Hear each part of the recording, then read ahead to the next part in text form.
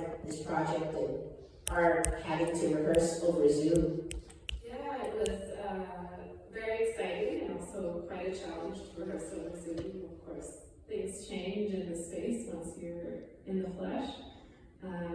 But it was also a really exciting experience to work with people I wouldn't normally work with just because of state boundaries, but Zoom makes that possible, and so it's very exciting that we can have many possibilities when it comes to rehearsing and making dances and making film, and that it's not just limited to one location, so it's very exciting. Yeah, it was really exciting finding you here because in our casting process, we started looking, and to find someone living in Salt Lake City who also studied at Edge of Flamenco was like, what? I couldn't believe it. That was my alma mater for dance, so it's amazing seeing you here. Thank you for being a part of it. Yeah, of course. I also wanted to ask Alicia, if you're still here, if you could talk a little bit about the process of being a part of the tangos.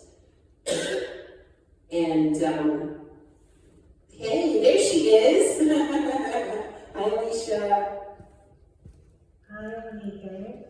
Well, talking a little bit about the process, I think I have to echo some of the sentiments that I've heard before. It was a little bit scary. I don't know if that was the exact word that was used, but it was definitely, it prompted things in me that I wasn't exactly sure existed before this process.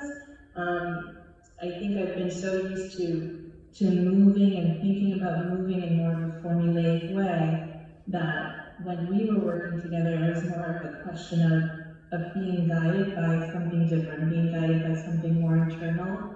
And that was interesting, specifically working with the tangos and this idea of what it means to interact with people in space, especially, coming out of the pandemic, as someone who was particularly isolated for a variety of reasons, getting back into spaces with people and thinking about, how do I interact with someone? What is driving this interaction, especially on an emotional level, were all things that were really just kind of eye-opening, and I feel like I learned a lot about myself and other people.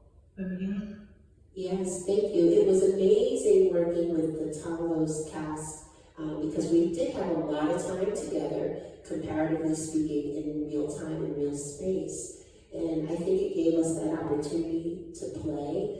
And it was such a joy to see you guys really take over that space, that little cafe that we were in. I think it's called Yuzu on 43rd Street, and just dance in it.